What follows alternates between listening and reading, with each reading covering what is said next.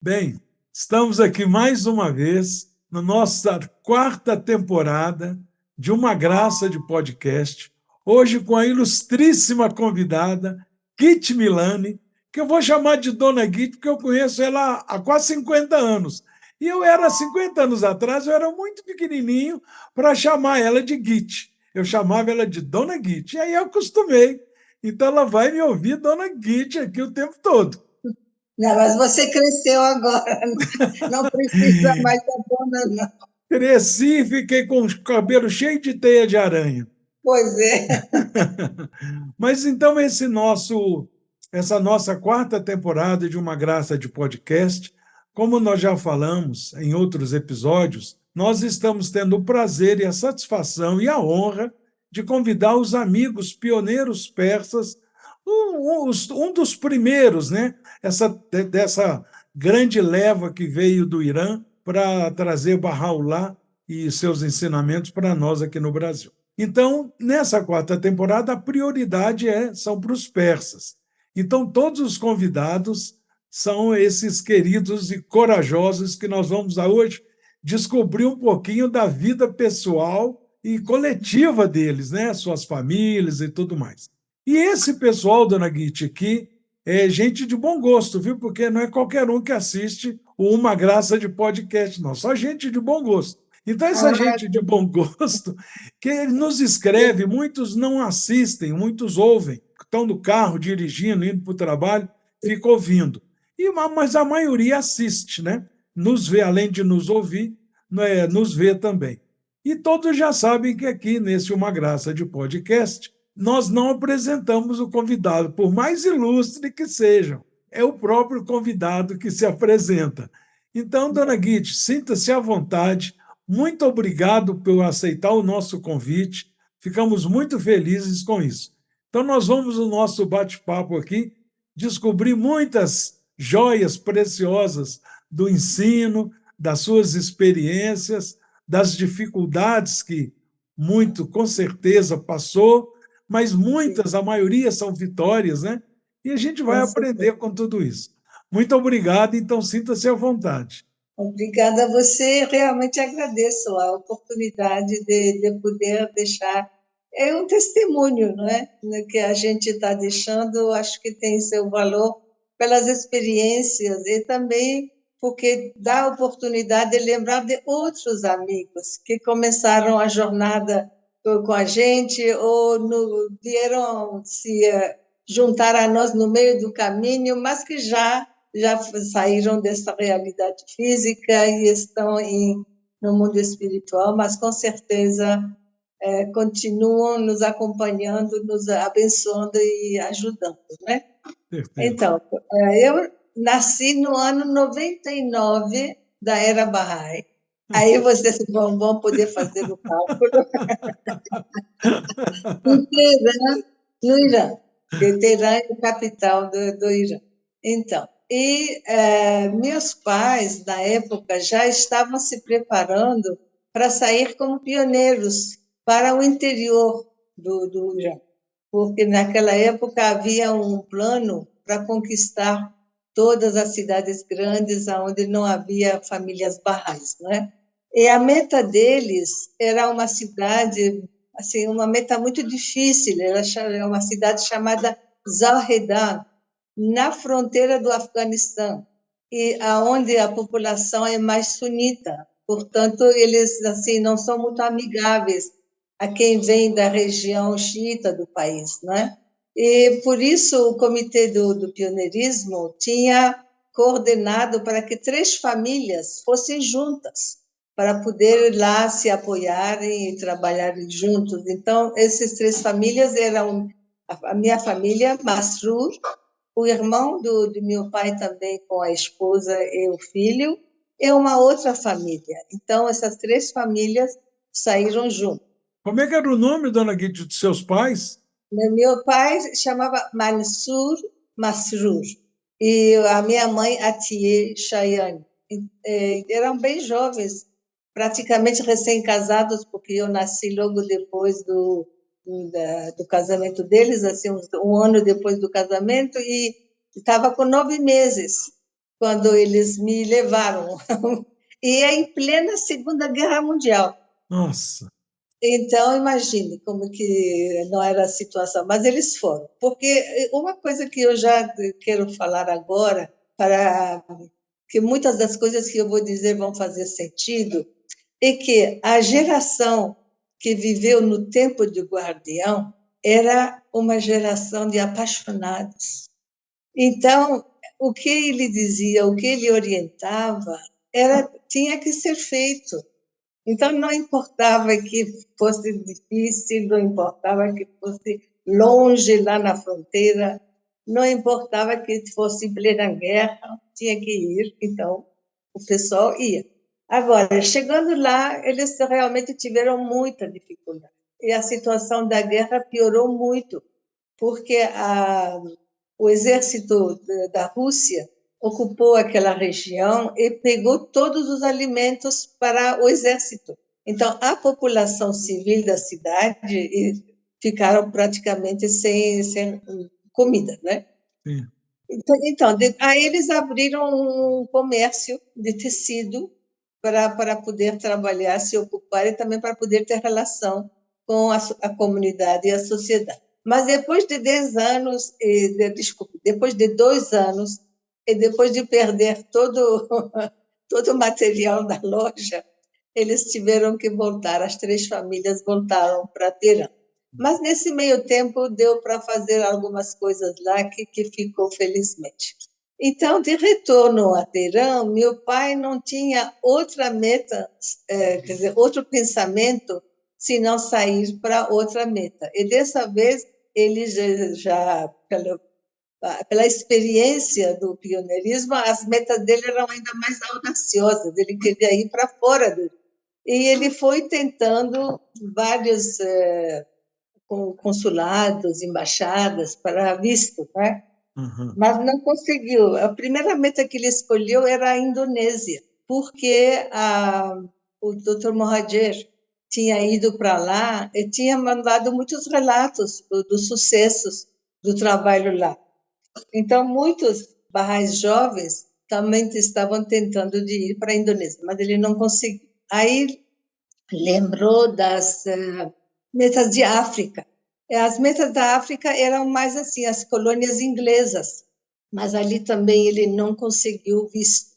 Mas ele estava com o passaporte já pronto na mão e ele ia tentando. O tempo foi passando e, por acaso, no dia de Nowruz de 1952, ele estava na sede nacional Bahá'í, porque ele era professor de aulas de jovens e crianças, e eles então costumavam ir lá para fazer relatórios, pegar material, etc. Então, enquanto ele estava lá, quer dizer, agora você vai ver como que o destino vai interferir quando há a vontade e, vamos dizer, o preparo e a prontidão para sair, não é? O que acontece? Aparece o Dr. Frutan, a mão que depois seria a mão da causa, mas na época era secretário da Assembleia Nacional do Irã, com um telegrama do Guardião dizendo que a grande notícia, a fantástica notícia, é que o Guardião estava autorizando inscrição de 9 barrais para serem primeira turma de peregrinos à Terra Santa após o término da guerra. E o pai, que não que era bastante esperto para essas coisas, ele logo foi lá e se inscreveu. E ele tinha passaporte, porque a questão do passaporte levaria meses. Quer Sim. dizer, quem poderia estar querendo ir, mas que não tinha passaporte, ia demorar. Então, claro que deram preferência para quem já tinha passaporte. Meu pai e minha mãe foram escolhidos para ir nessa primeira turma. E isso foi realmente assim uma experiência absolutamente fantástica, porque começou os preparativos. Isso foi em Nowruz e a primeira turma deveria chegar em Resvan, quer dizer, só tinha um mês para chegar à Terra Santa. E como ainda havia racionamento em Israel por causa da guerra, eles tinham solicitado que os visitantes levassem coisas para comer. Aí meu pai, exagerado, foi comprar sacos de arroz, sacos de feijão, sacos de também sementes, assim como nozes, essas coisas, amêndoas, também passas, etc., para levar. E você não vai acreditar. Inclusive, eu lembro de terem limpo na cozinha da nossa casa 2 grandes, não é pato, qual é um outro animal grande assim que também se come? Peru, ganso, Talvez tipo peru, exatamente. talvez E peru. também foi limpo, preparado e congelado para levar. Então, imagine Foi como para que morar. não sei se na época era livre o peso do que você carregava ou ele pagou por fora, não sei, eu era criança. Bom, então eles foram e levaram meu irmão mais novo, que na época tinha 2 anos, e eu, que estava com 10 anos, e o outro irmão que estava com 8, ficamos em Teherã junto com as tias. Mas depois meu pai se arrependeu muito, a vida toda ele chorou porque que não tinha levado os mais velhos, que poderiam ter uma recordação, porque o pequeno realmente não lembra de nada, né? É, Agora já é um velho também, mas não lembra dessa peregrinação.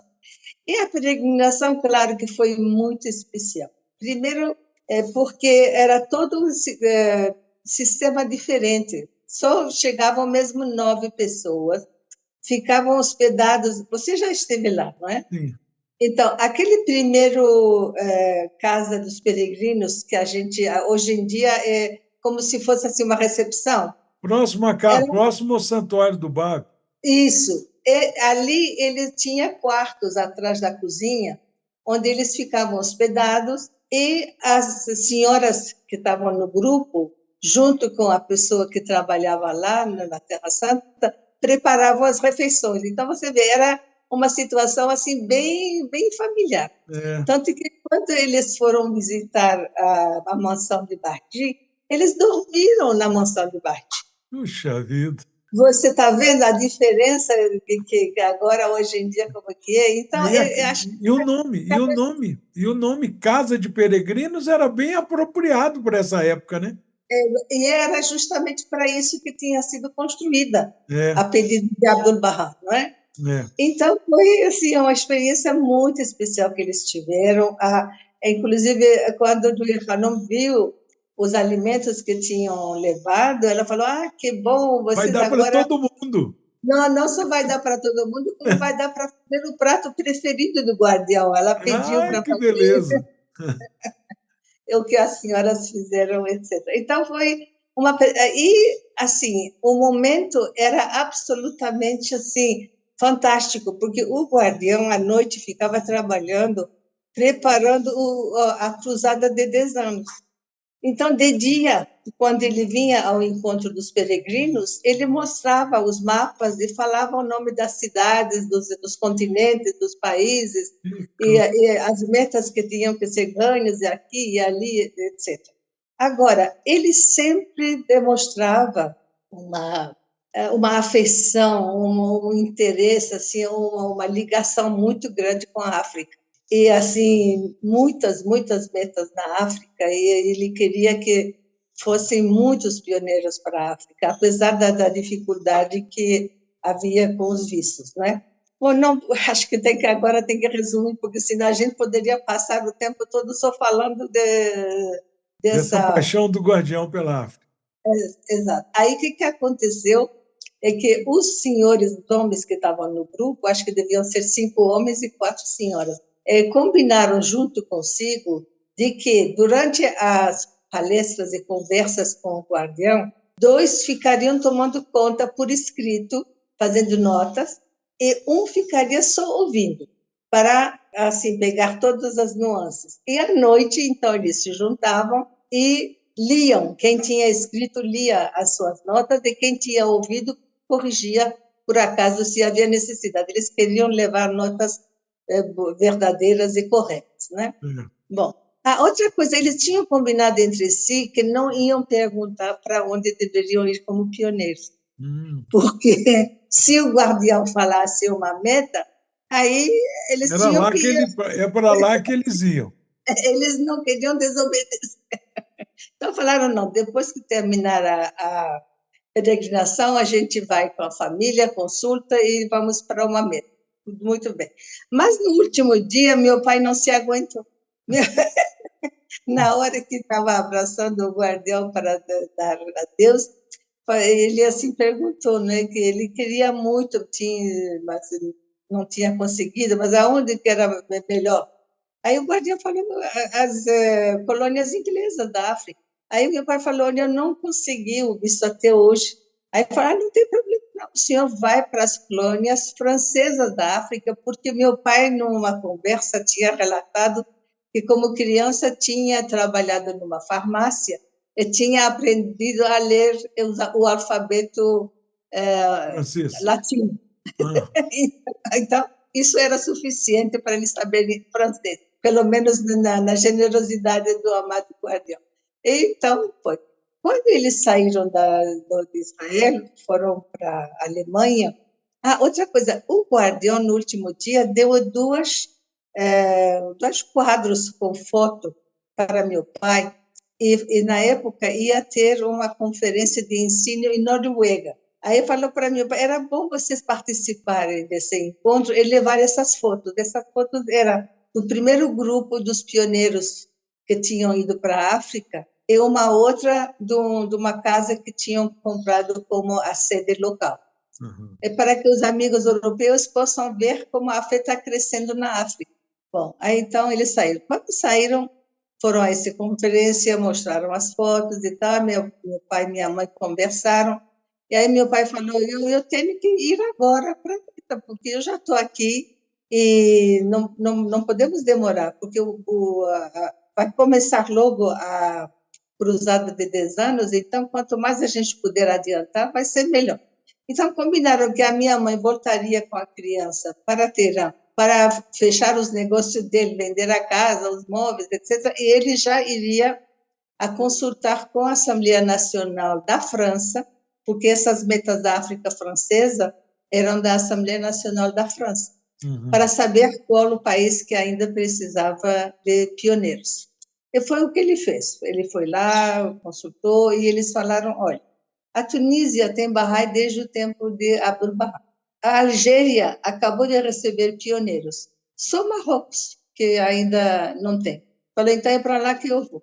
Dali ele foi para a cidade de Marseille, que é um porto, achou um barco, quer dizer, um navio, né? Sim, um vapor. É uma passagem de terceira classe, e lá se foi para Casablanca, que é a cidade portuária maior de Marrocos, chegou lá em outubro de 52. Quer dizer, ele nem voltou da Terra Santa para Irã, ele já foi para Mecca. Sua mãe E é a que minha já cuidou das coisas. Então, e a minha mãe, coitada, claro que com a ajuda de outros irmãos e primos, etc., e o pai dela também, conseguiu resolver os assuntos do meu pai, porque o comerciante sabe como que é. Deve dinheiro a um, outra pessoa lhe deve dinheiro também, assim, é tudo volátil, né? Então, para poder juntar essas coisas, não é tão fácil. Levou um ano. Agora, esse ano foi realmente um ano de grandes provações para meu pai. Por quê?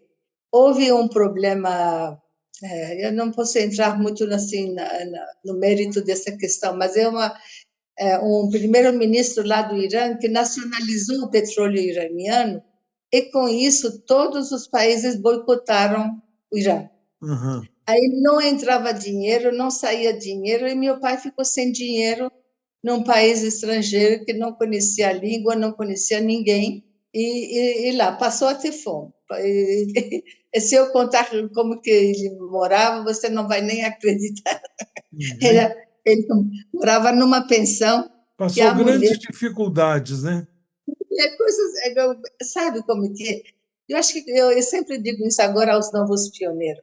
Na hora que você se levantar, já vai ter a reação contra você. Porque enquanto você está sentado, nada incomoda ninguém. Mas na hora que você levanta, já tem assim a oposição do ar que ele segura. Né? Aí vem as dificuldades e as provações. Nessa hora, eu acho que, né, só ela lembrou de uma coisa que eu acho que são duas forças antagônicas.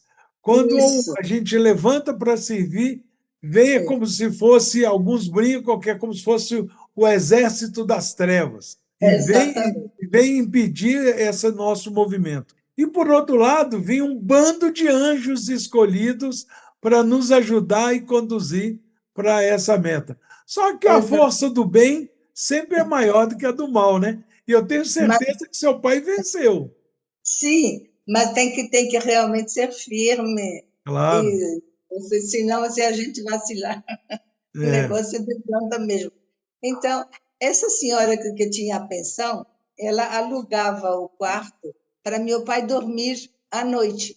Mas quando era 8 horas da noite, da manhã, ele tinha que sair, porque um outro Hóspede. pensionista, hóspede, vinha dormir durante o dia, que ele trabalhava de noite e dormia de dia.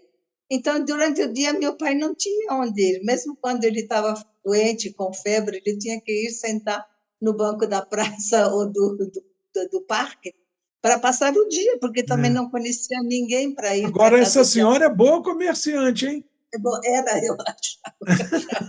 Alugava de dia e de noite, quer dizer, de noite estava vazia, ela alugava também.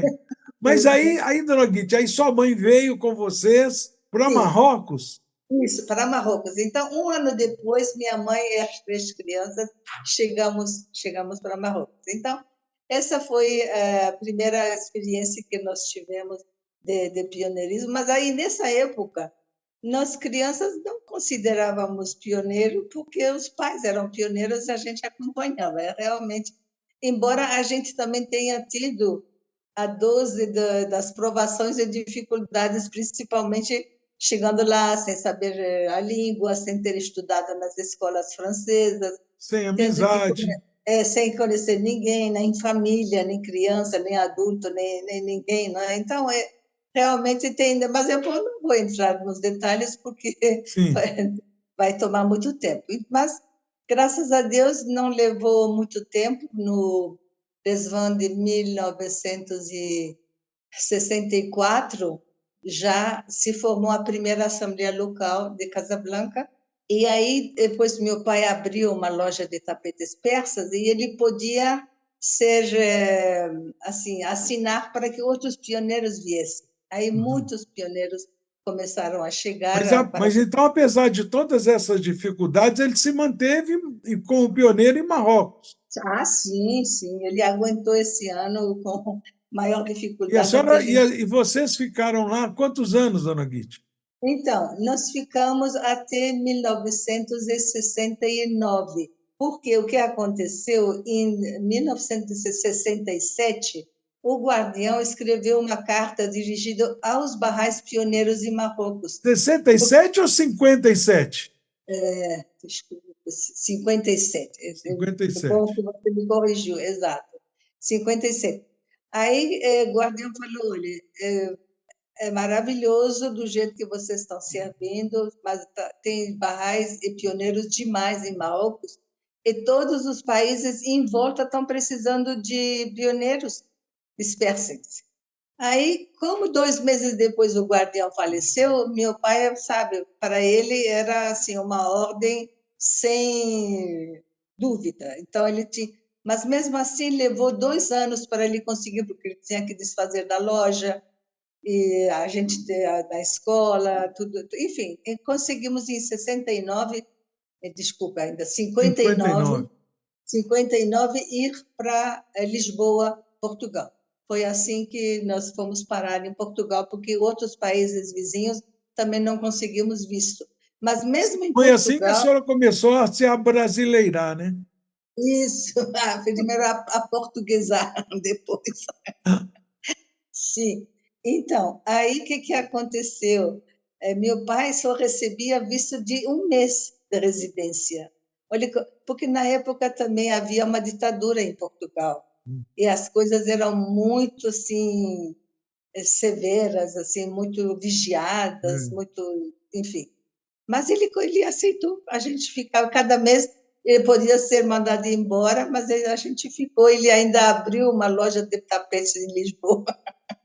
E a partir daí ele recebeu visto de um ano. Nunca recebemos visto de permanência assim definitiva, como aqui a gente no Brasil conseguia logo, não é? Uhum. Então, isso foi desde 59, mas aí, no ano 60, a mão da causa do Dr. Mürschliger veio visitar a comunidade lá e me mandaram como tradutora acompanhar ele. Imagine, eu ainda mal sabia falar português, muito mal, e traduzir para Dr. Mürschliger, que assim, os temas que ele falava era Mas ele falava em Setivar. inglês ou em alemão? O Dr. Mürschliger falava 24 idiomas. Nossa! Era linguista e adorava. Aí ele me falou o seguinte: olha, eu entendo espanhol. Se você corrigir errado, eu vou saber. Muito bom. Eu perguntei se Ele ele estava falando em alemão ou inglês, porque ele é alemão, né? Ele era alemão, né? era alemão, mas aí ele falava em inglês porque outros amigos também entendiam inglês, né? É. Então era sete vales, palavras ocultas, temas assim profundos, místicos que eu não nem tinha conhecimento. Mas não sei, finalmente ele ficou satisfeito do meu serviço porque falou para meu pai: sua filha tem jeito para idiomas, você tem que mandar ele para a Alemanha para aprender alemão. Ah, Já que meu... e meu pai, a mão da causa, falou: tem que ser. Tá? Então, no outro ano, eu fui parar, em 61, eu já estava em Frankfurt, na Alemanha. E fiquei também 2 anos lá, estudei alemão, que é uma língua bem difícil. E, enfim, agora. Eu tô achando muitíssimo interessante toda essa sua história de vida, porque aqueles que estão nos vendo e nos ouvindo, principalmente os mais jovens, ficam Sim, imaginando que é assim que começa a vida de um pioneiro, né? É assim, quer dizer, a gente não tem noção por que caminhos, né, vamos passar para chegar onde Deus quer que a gente chegue, né? exatamente. E ele abrindo sempre caminhos que a gente nem sonhou, nem suspeitou, nem sabe, podia imaginar que um dia seria possível. Aonde que a gente ia pensar que eu ia para a Alemanha, ia aprender alemão, não sei o quê, enfim. É. E aí, bom, no segundo ano que eu estava em Frankfurt, na Convenção Nacional, pediram um ano de serviço para ajudar na sede nacional com a secretária nacional, porque era a época que estavam construindo o Templo Bahá'í, o Templo Mãe da Europa na Alemanha, não é? Em E a Frankfurt. secretária foi em Frankfurt, exatamente. Aí eu me levantei para fazer isso, então eu fui morar na sede nacional e trabalhava junto com a Fräulein Bock, que foi uma pessoa extraordinária, que é realmente uma mulher assim que conseguiu quase que sozinha fazer todo aquele negócio maravilhoso acontecer, o templo ser construído e com todas as dificuldades que você pode imaginar, etc. E tal.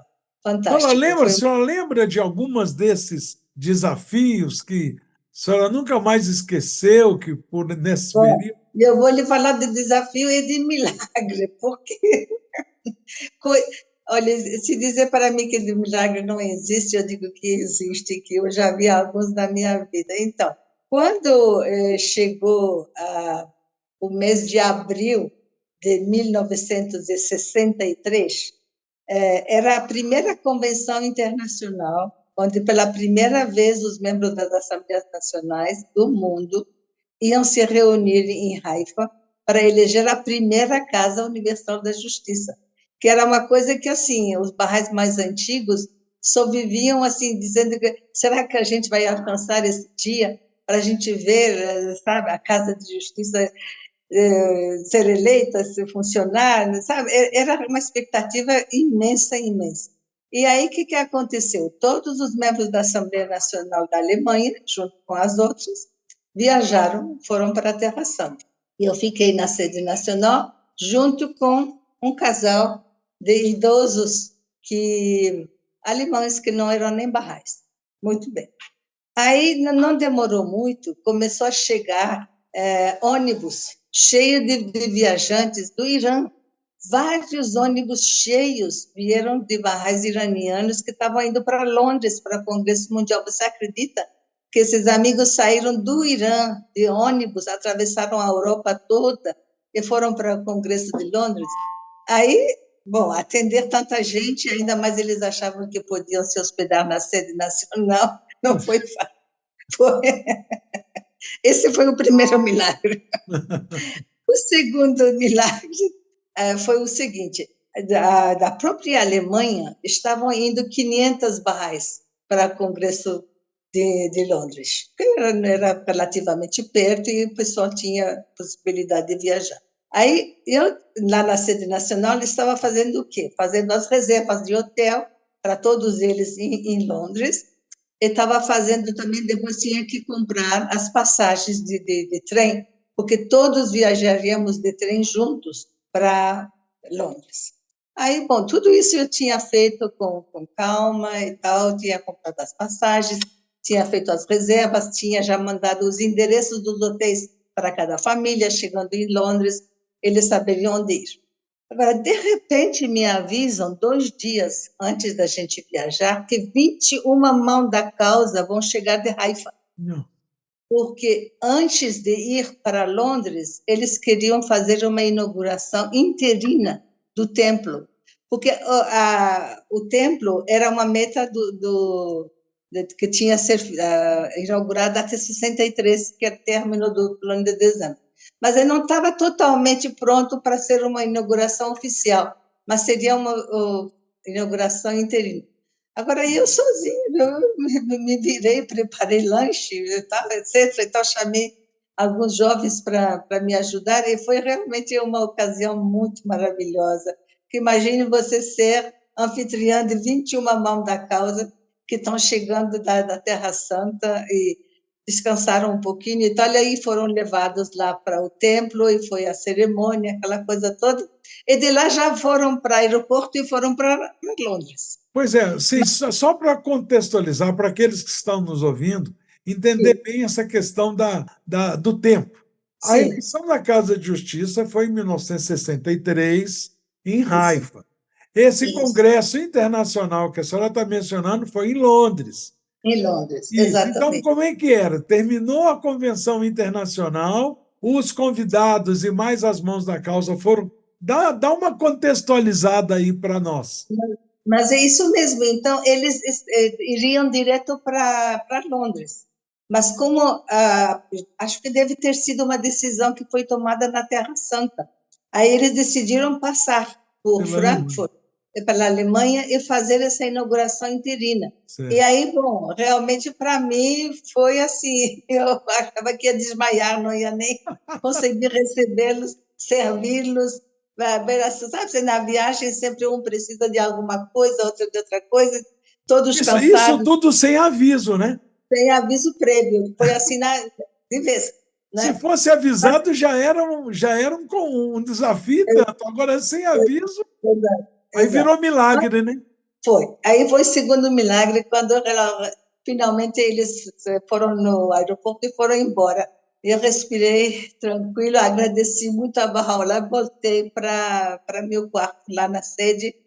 E aí eu pensei, vou fazer a minha mala, porque no outro dia a gente ia viajar.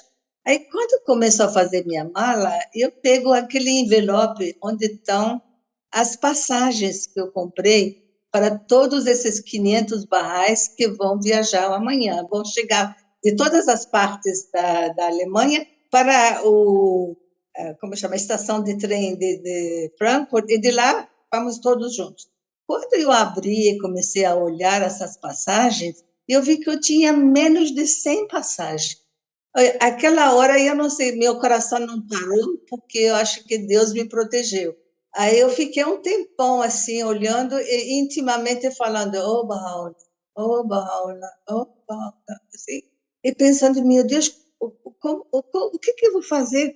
Amanhã esses barrais estão todos aí, estão querendo viajar, e só tem passagem para 100 pessoas, o que eu vou fazer? Onde que eu vou ter dinheiro para Mas o recomprar que aconteceu? e eu acho que primeiro que eu estava correndo muito, porque era muita coisa para resolver, e depois acho que eu não prestei atenção. Na hora que eu recebi, não contei as passagens que Compradas. recebi. É. E aí, bom, e aí eu fiquei aí mil pensamentos na minha cabeça. eu não tenho dinheiro para comprar outras passagens. Agora, de noite, a estação de trem e os guichês estão fechados. Quer dizer, realmente eu fiquei assim, parada, só chamando Bahá'u'lláh no meu coração.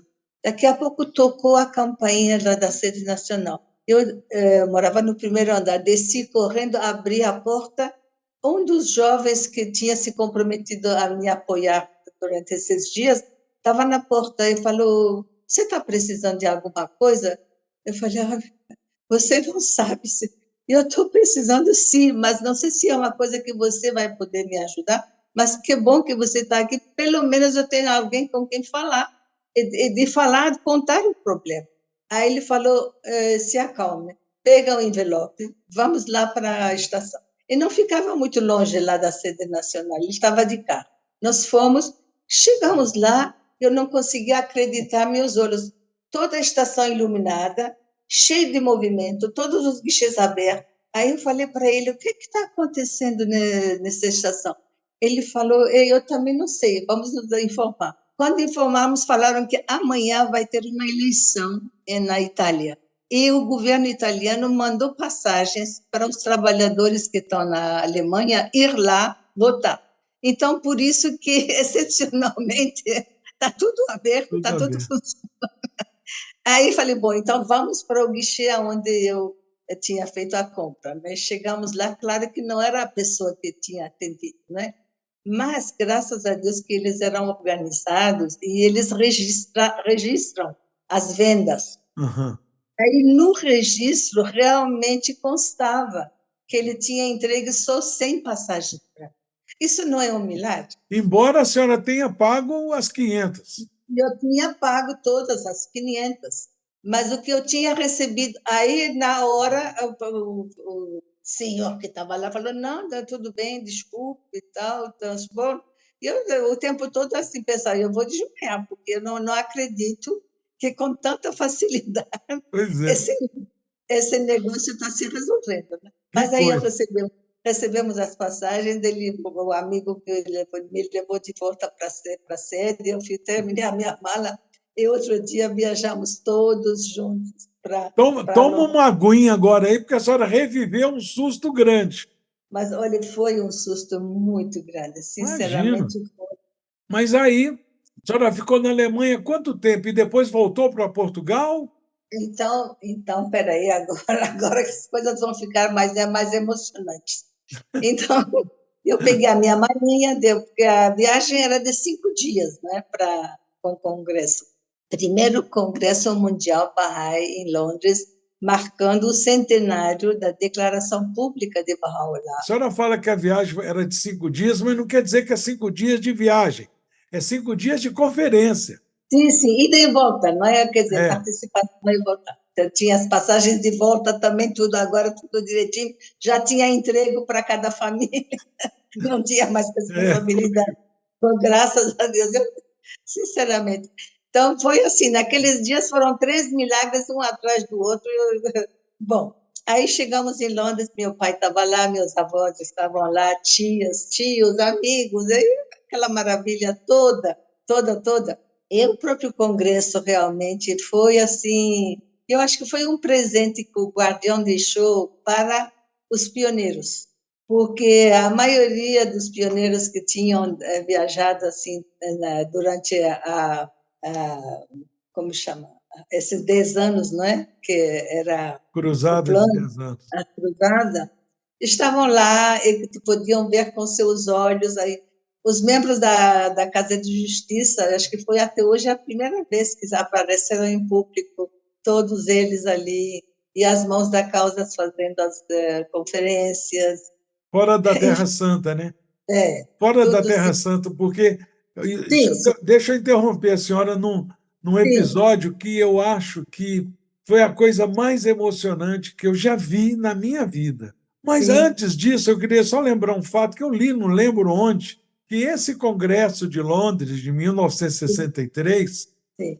a Casa de Justiça havia escrito que um dos motivos desse congresso é para mostrar para a própria comunidade internacional Bahá'í a força que ela tem. E aí, Hum, depois, em Nova York, em 1992, já no outro congresso internacional, no centenário. Centenário do falecimento de Bahá'u'lláh. Isso, o centenário de falecimento de Bahá'u'lláh, aí perguntaram sobre, lembraram esse fato, que a Casa de Justiça daquela época tinha descrito que era, uma dos objetivos era para mostrar a força da comunidade Bahá'í para a própria comunidade. E aí perguntaram, e essa conferência tem algum significado desse tipo? E parece que ela escreveu que este congresso, um dos objetivos, é para mostrar para o mundo a força da comunidade Bahá'í. Eu fico arrepiado quando eu lembro disso.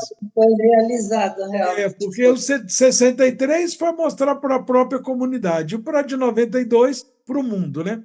Mas o que eu queria mencionar, que a senhora falou que a primeira vez que todos os membros da Casa de Justiça se apresentam em público, né? Quer dizer, fora da Terra Santa, né? Na Terra Santa, na inauguração do Santuário do Bab, a gente teve o privilégio de estar lá representando a comunidade Bahá'í brasileira, junto com outros 18 amigos, né, Bahá'ís daqui do Brasil. Eu lembro desses 19 que foram escolhidos pela Assembleia Nacional para ir. Aí nós estávamos, eu lembro que a Casa de Justiça, numa das recomendações do Centro Mundial, era que a gente levasse chapéu. Aí o pessoal aqui, os Bahá'ís Edson, aqui da região nossa, o Neto, que foram também, falaram, meu Deus, mas para que comprar chapéu? Aí eu falei, olha, eu aprendi o seguinte, que uma instituição Bahá'í, não precisa ser a Casa de Justiça, não, uma Assembleia Local, uma Assembleia Nacional, falou para você, pula, o máximo que você pode perguntar é quantas vezes, mas não é por que eu tenho que pular. Se a Casa de Justiça falou que nós temos que levar chapéu, o máximo que eu posso perguntar é que tipo de chapéu. Mas eu tenho que comprar chapéu. Mas eu vou comprar o meu chapéu em Israel. Eu não vou comprar um chapéu e levar um chapéu daqui. Vou comprar um chapéu bem judeu. Mas, enfim, fomos. Esse chapéu, o significado dele, pelo menos que eu percebi, é que nós ficamos 3 horas numa arquibancada sentado ao sol de meio-dia. Está vendo? Porque a solenidade, toda a festividade, durou mais de 3 horas. E eles construíram uma arquibancada, dessas arquibancadas artificiais, né? Que aqui no Brasil constrói para carnaval, que depois desmonta, né? Construíram aquela e tinha mais de 3.000 Bahá'ís presentes. E num lado, logo na entrada, era como se fosse uma meia-lua, né? De frente para os patamares do Santuário do Bab, do lado esquerdo de quem entra, tinha um lugarzinho vago, sem ninguém, lotado, mas tinha um vãos de arquibancada vazio. E aí ninguém entendeu por que aquele pedacinho estava vazio, mas devia ser com algum convidado especial, porque aquela área só eram autoridades, primeiro-ministro, presidente de república, prefeito da cidade, enfim, só autoridades. E aí, o que aconteceu? Aquele lugar vago era para os 9 membros da Casa Universal de Justiça. Agora, dona Guite, aí vem a minha maior emoção no que se refere à obediência e à reverência e a respeito. Quando entrou os 9 membros da Casa de Justiça, ninguém falou nada com a gente que tinha que fazer isso. Simplesmente nós levantamos. Nós, que eu quero dizer, os 3.000, levantamos como se a gente tivesse passado uma semana ensaiando. Todos nós levantamos, aquelas autoridades olharam, não entenderam nada, levantaram também. Todo mundo, as autoridades, primeiro-ministro, todo mundo levantou quando os 9 membros da Casa de Justiça entrou. E depois que eles sentaram, todo mundo sentou outra vez. Para mim foi uma emoção extraordinariamente grande por causa dessa reverência, desse respeito a uma autoridade, não de homens, mas uma autoridade de homens que representam algo tão grandioso como uma instituição Bahá'í criada por Deus, né? Então, eu lembrei de tudo isso enquanto a senhora estava... Só mencionou que...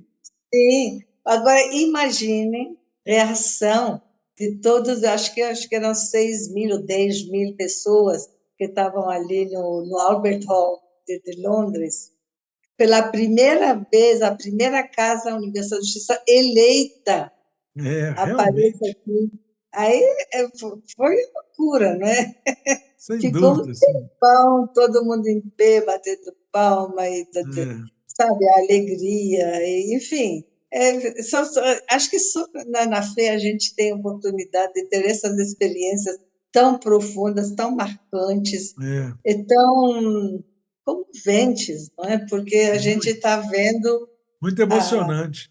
causa de Deus em marcha, a cada passo ganhando É, novas vitórias, novas metas, novas, enfim, sem dúvida. é incrível.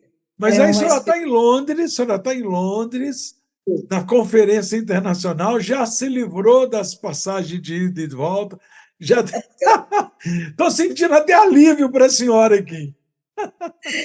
Ele realmente foi. Bom, agora não vou dizer se foi o prêmio por ter resistido a tantas provações, ou ainda um Mas foi uma outro, recompensa, sem dúvida, foi uma recompensa. sim, estar lá. E foi, bom, eu não vou entrar em detalhes, mas foi lá, no último dia do congresso, Razi e eu fomos apresentados por familiares. Para quem não conhece Razi, quem é Razi? Razi Milani é meu querido esposo, que já se encontra no Reino de Abá. Então, e só para resumir, no final daquela semana, nós noivamos em Londres, porque tinha os familiares dele, tinha também minhas famílias também, tal, que concordaram e tal, e a gente, em seguida, iria visitar meus irmãos em Portugal e depois a minha mãe em Marrocos, porque ela tinha feito uma cirurgia de apêndice, não tinha conseguido vir à conferência. E aí, então, a gente ia fazer o casamento em Casablanca e ir imediatamente para o Brasil, porque na outra semana era a Convenção Nacional do Brasil, o Razi era delegado e ele fazia questão de estar presente para votar, não queria perder essa oportunidade de votar pela Assembleia Nacional. Enfim, resumindo tudo, nós fomos chegamos até a Mas Casablanca, e lá, nesse período, a sua família ainda estava em Casablanca? bom, a minha mãe permaneceu em Casablanca, mas meu pai e os filhos, nós fomos para Portugal, no ano 59, né? É. Mas ela permaneceu em Marrocos. E Ah, aí as minhas tias também depois chegaram e ficaram morando em Marrocos. Então a gente ia fazer o casamento. Mas aí a Assembleia Local de Casablanca nos comunicou que não poderia fazer a cerimônia do casamento Bahá'í, porque a comunidade Bahá'í estava sob vigilância da polícia e do governo, inclusive tinha 15 Bahá'ís na prisão, sendo que 9 foram condenados à forca e um à prisão perpétua e o resto a 15 anos de prisão. Então, com essa situação, não era possível. Aí, então, a minha mãe, mas então, como que você vai viajar para o Brasil sem estar casado com ele? Como que eu vou deixar? Aí a questão entrou em dúvida. E é um casamento decidido tão rapidamente, etc. Isso tem sua explicação, que talvez numa outra ocasião a gente pode falar. Por exemplo, nesse período já tinha aquela questão da lei, já estava em vigor dos 90 dias depois que fica noivo? Não, aquele 95 anos do noivado não é 90, obrigatório. É 25 o dias. máximo que o casal pode ficar noivos. Isso. É o término. Isso. Eu estou falando, eu levantei essa questão porque muitos que estão nos vendo Sim, não sabem tudo do que a gente está falando. Então, é bom que, de vez em quando, a gente dá uma pitadinha de dúvida. certo, Quer dizer, tá noventa e certo. cinco dias depois que ficou noivo é o período não obrigatório. Não, é obrigatório de se casarem após 95 anos de 5 Dias. dias de noivado. Isso. Não pode ser prolongado, porque antigamente eles noivavam as crianças, e aí esperavam anos para eles ficarem adultos para poder casar. Aí Barrola proibiu isso, porque as pessoas mudam quando crescem, né? Isso, Aí, então, a pessoa noivou, tem 95 dias para preparar o casamento e casar. isso.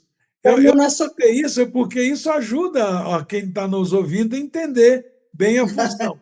E essa Exato, questão que a senhora falou, que a sua mãe falou, mas como é que você vai sem estar casada, etc. e tal, é outra coisa interessante, porque sim, tanto o rapaz quanto a moça, barrais, exato, deveriam manter castidade. sim.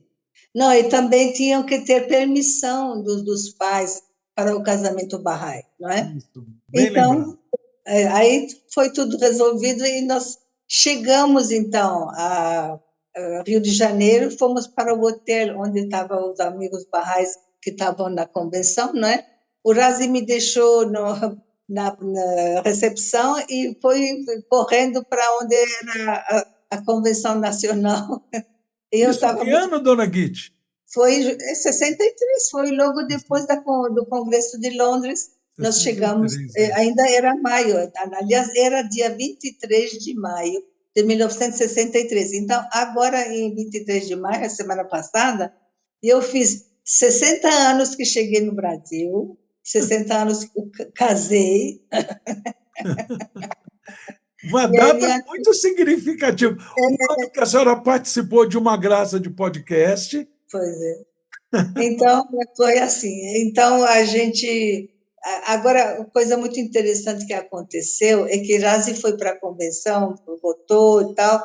No final da tarde, ele foi no microfone e falou para os amigos reunidos na convenção: eu vim com minha noiva de Londres, eu vou casar hoje à noite, e vocês todos estão convidados. Convidou todo o povo. Aí, os barrais não são bobos, né? Que no meio deles havia dois jovens, um chamado Rolf e o outro Tânia, que iriam casar em setembro. Aí eles falaram: gente, o Razi foi para Londres, voltou com noiva, já está casando e nós vamos esperar até setembro para casar. Por que a gente não casa também?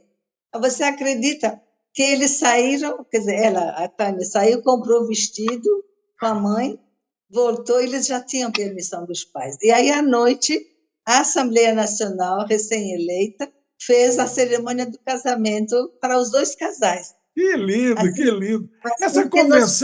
Essa convenção foi em Campos do Jordão? Não, foi no Rio de Janeiro. Ah, foi no Rio, foi no Rio. Foi no Rio de Janeiro. Eu estou falando Foi isso é porque isso foi em 1963, né? isso, 10 anos isso. depois eu me tornei Bahá'í. Ah, olha só. Pois é. Aí, Houve o casamento aconteceu... duplo. Aconteceu, mas depois então da cerimônia, voltamos todos para a sede nacional, que era uma casinha lá na Praia do Flamengo, né? Em Vila E Isabel. não, não, Praia do Ah, Flamengo Praia era do Flamengo. Praia do a primeira Flamengo sede 120. nacional. Isso, a primeira sede nacional do Brasil, né? É. Aí, quando se falou em casamento, o Rolf foi falar com o Razi e falou: Razi, você está convidando todo mundo? Você está pensando em sim alguma coisa para comes e bebes? Ele falou: eu estou pensando sim, eu vou resolver isso. Aí o Rolf, confiante, falou: então, Razi, tudo que você quiser comprar, compra dobro, porque aí a gente depois divide as despesas. Está ótimo. Agora, para você ver como meu marido era desprendido e desligado. Sabe o que ele comprou? Alguns pacotes de biscoito Maria. Não comprou nem uma água, um refrigerante, nada.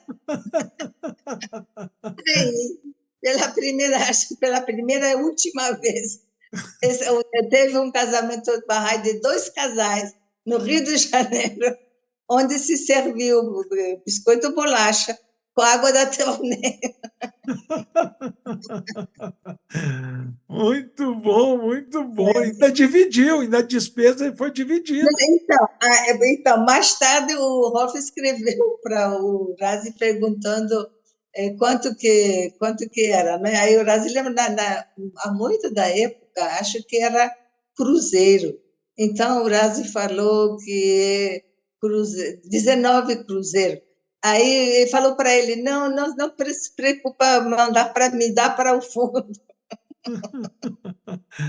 Oh, meu Agora, Deus. o que foi interessante é que, embora o casamento tenha sido feito no Rio de Janeiro, pela Assembleia Nacional, o registro no cartório do nosso foi feito em Porto Alegre, onde o Razi morava e onde nós fomos depois do casamento, né?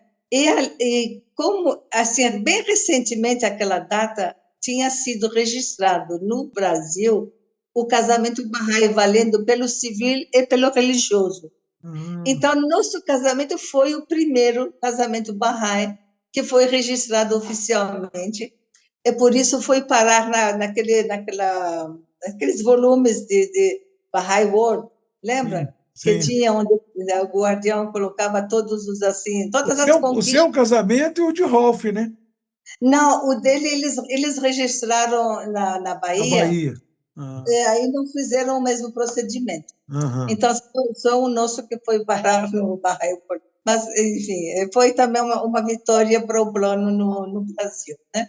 Muito bom. Então, você acha que ainda dá tempo de Não, falar mas do aí a resto? senhora, não, fica tranquila, quanto tempo.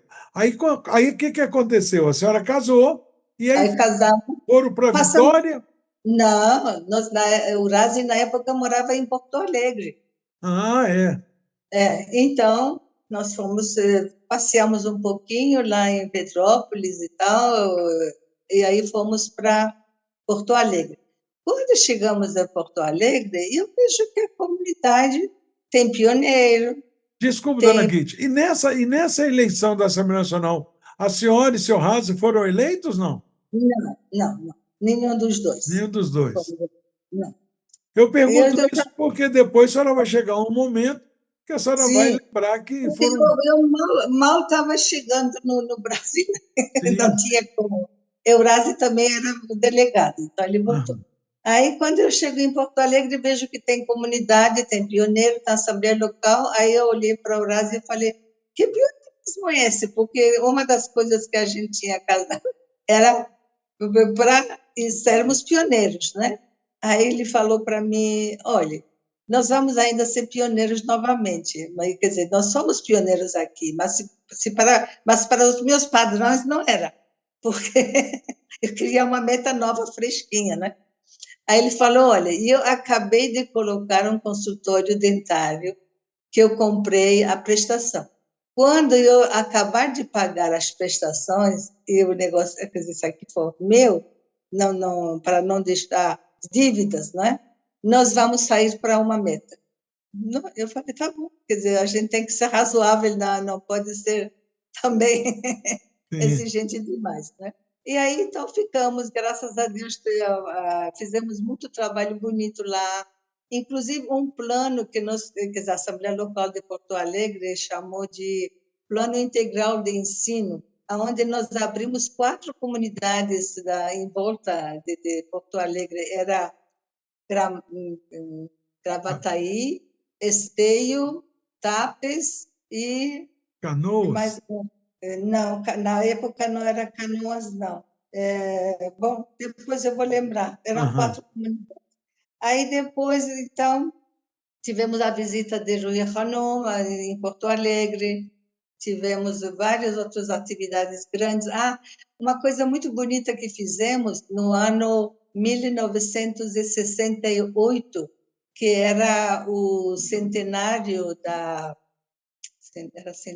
das epístolas de Bahá'u'lláh aos reis e governantes, era centenário. Então, nós fizemos um jantar para jornalistas lá em Porto Alegre, Assembleia Local, as senhoras todas fizeram só comida persa.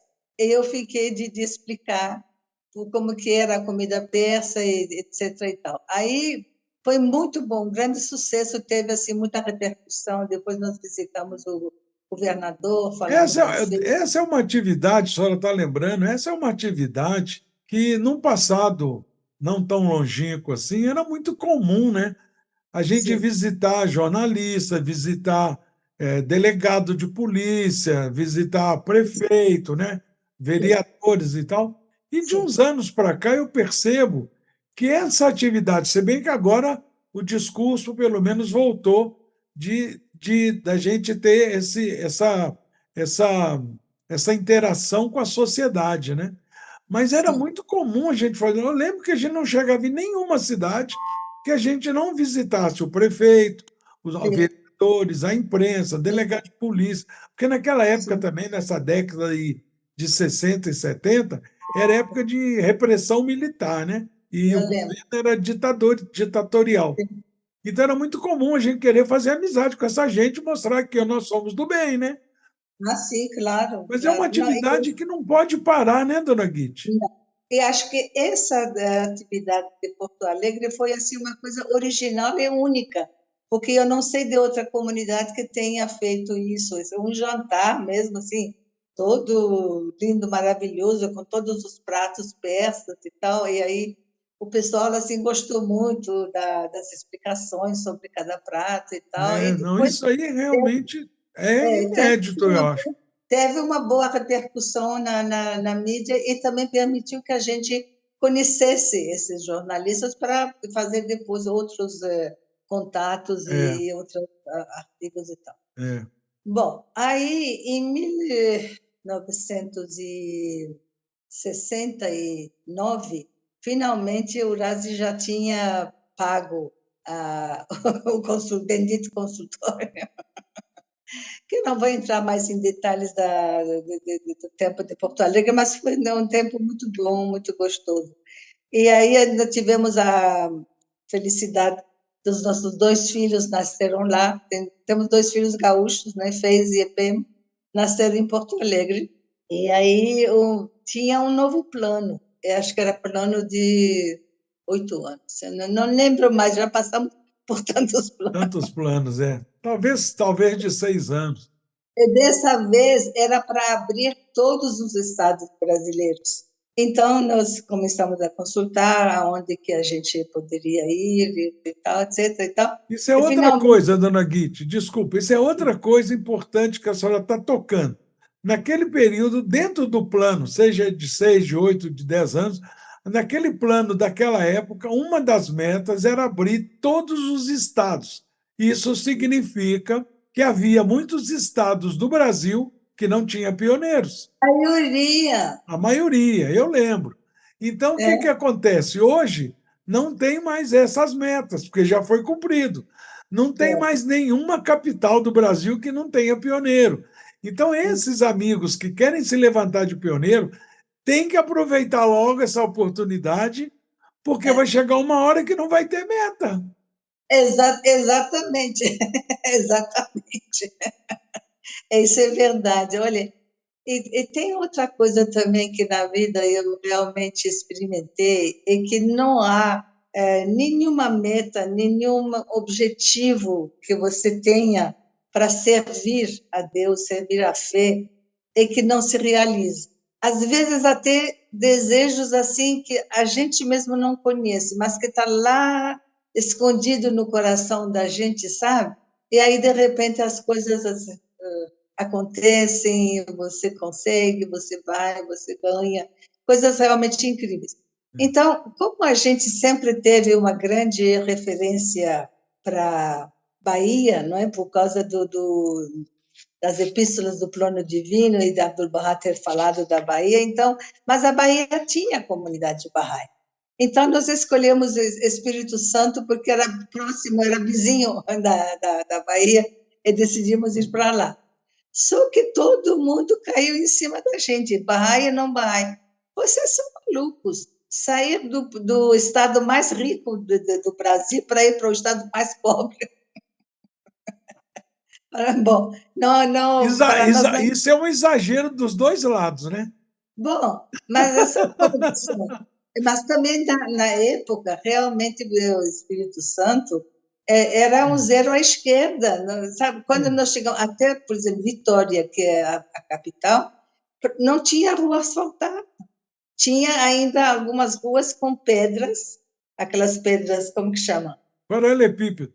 Isso, paralelepípedo, e outras de terra, centro da cidade. Então, Paralelepípedo já era mais moderno. Terra que é o pois é. Então, padrão. aí, para você ver como que era, né? Mas a gente foi, graças a Deus. Ah, e tem outra coisa importante. Nessa época, a família da irmã do Razi, a Dona Tuba e a família, estavam chegando do Irã.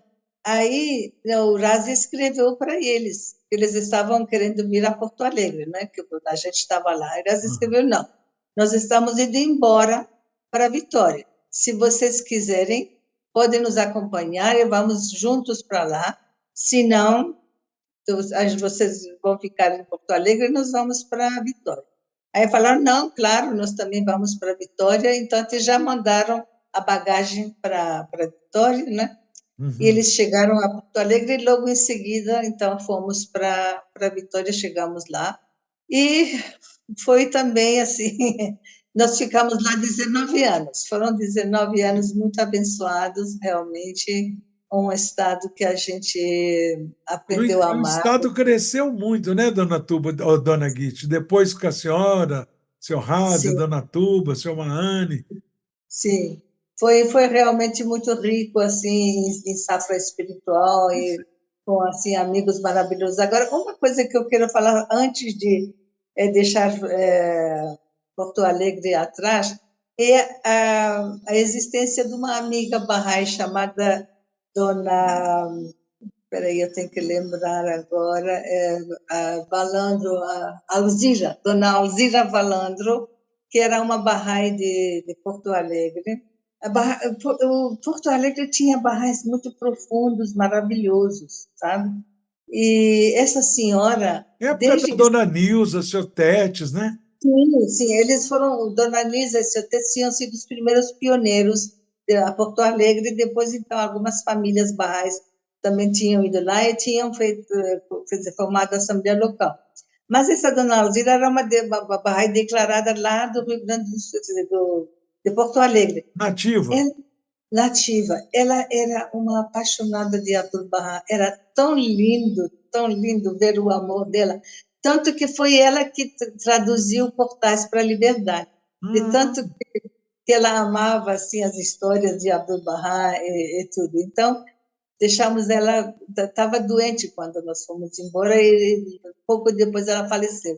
Mas foi uma alma tão radiante, tão maravilhosa, e ela dizia assim: ô Giti, depois que me tornei Bahá'í, aprendi uma lição muito grande. O que foi, dona Alzira? Ah, na fé, sabe, você primeiro pula na piscina, depois vai ver se tem água ou não. Você pegou, e você sim, primeiro claro. você pula na Tem, piscina, quer dizer, meta qualquer coisa, você vai e faz. Depois, então, você vai ver se havia as condições ou não. essa uma reflexão é, antagônica a uma que eu li outro dia, que eu até mencionei aqui, um filósofo, que eu não lembro o nome, ele falava assim, ele estava tratando sobre questão de fé e de coragem e tudo mais. Então ele falou que Uhum, fé é aquela pessoa que dá um uhum, passo e uhum. depois Deus coloca o chão. Hum, Então, quer dizer, Então, o cara. não é antagônico, tem o mesmo sentido, Não, porque não, o que no ela... mesmo sentido. Antagônico quer dizer assim, um é terra, um é nada, e o outro é água, Ah, que também não tem, né? Que também não tem água. Que incrível. Pula é, na piscina, quer pula na piscina e depois. vai olhar para ver se tem água ou não. Essa é ótima também. Ela chegou a ser eleita para a Assembleia Nacional durante um ano antes de falecer. Hum, Depois ela faleceu. Foi uma alma muito radiante que realmente deixou uma memória perene no meu coração. Tem pessoas assim que marcam a gente, né? sem dúvida. Agora, o que mais que você quer Não, isso ela saber estava indo, a senhora estava indo para o Espírito Santo. Espírito Santo?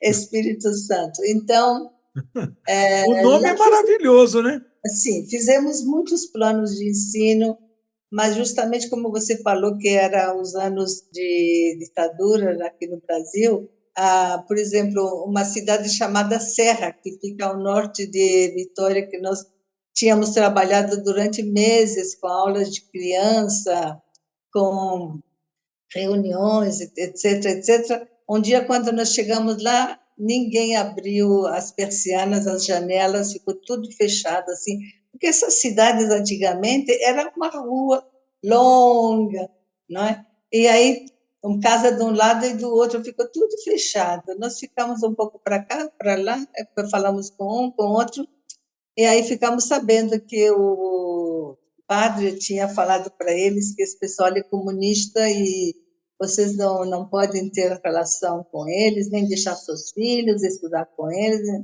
Aí nós tivemos que ir para outra localidade. Pois é. Eu lembro que nos anos 70 a gente saía para ensino com um folheto, a senhora lembra bem, escrito Lealdade ao Governo. Era uma declaração da fé Bahá'í, da Assembleia Nacional, dizendo para quem interessar possa que nós éramos pessoas religiosas, que acreditávamos em Deus, porque tinha aquela questão de Deus, família e pátria, e o resto é comunista, né? E a gente, quando chegava, talvez é por essa razão também que a gente fazia muita proclamação junto às autoridades, né? Tipo o delegado de polícia e tal, para mostrar que a gente era do bem, né?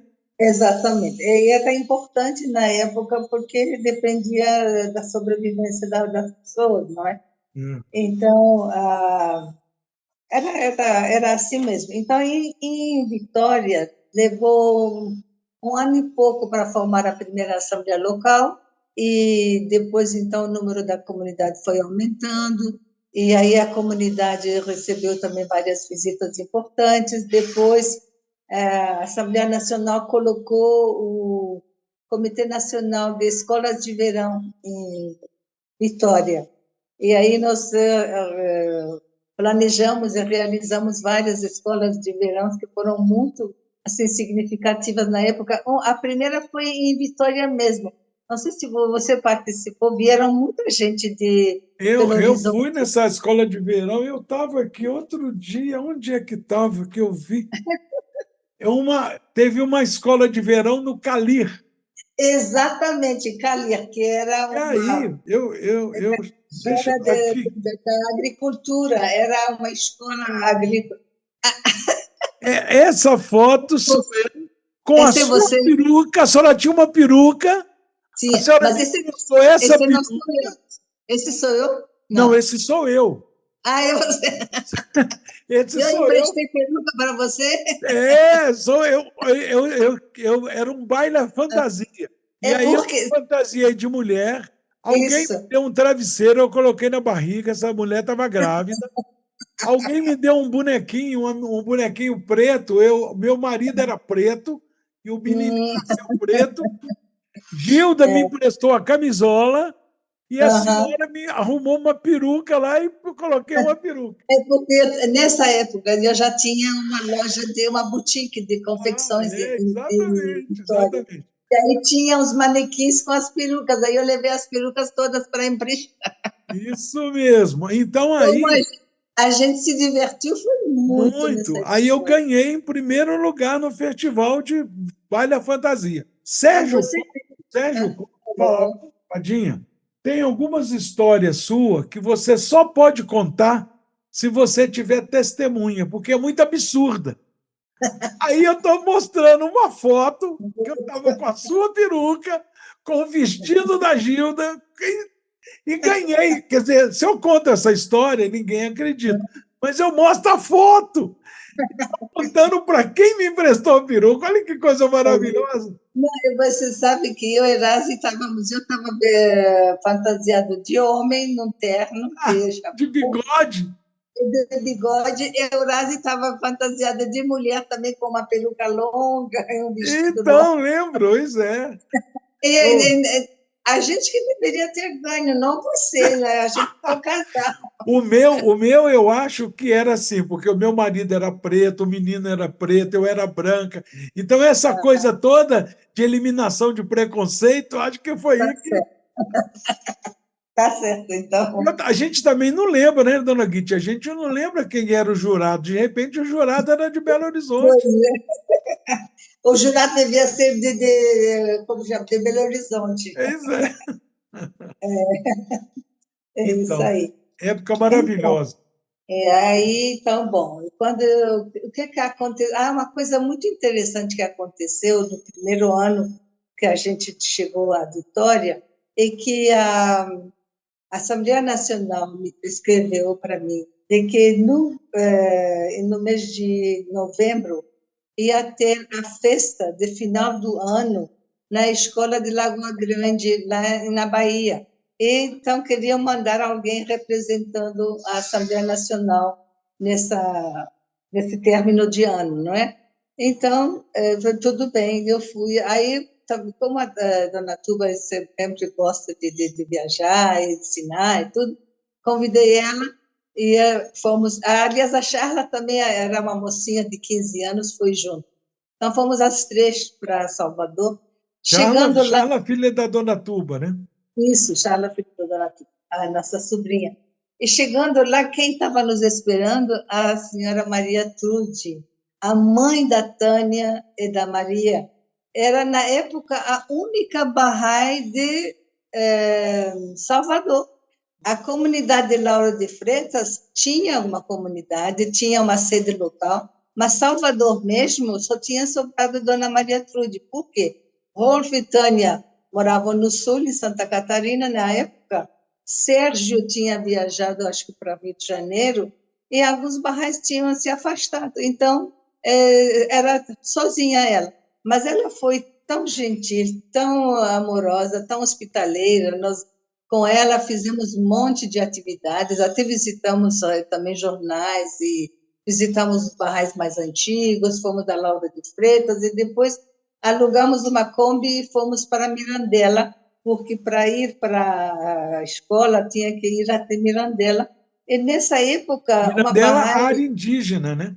área indígena, no sertão da Bahia, né? Depois de Ribeiro, Ribeira do Pombal. Ribeiro de Pombal, exatamente. A gente passava por Ribeiro de Pombal, depois então pegava uma estrada de areia para Mirandela. Então, mas nós assim rimos e cantamos tanto que chegamos quase às três sem voz, da alegria, a exaltação que a gente estava sentindo.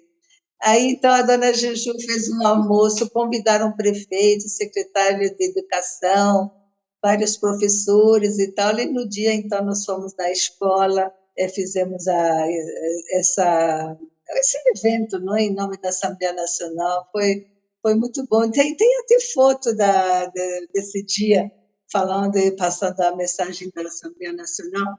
Aí depois, então, voltamos para essa casinha que era Eu acho que sede. alguém, desculpe interromper a senhora, só porque senão a gente já depois esquece, mas eu acho que alguém tem que um dia tomar a iniciativa de construir um museu.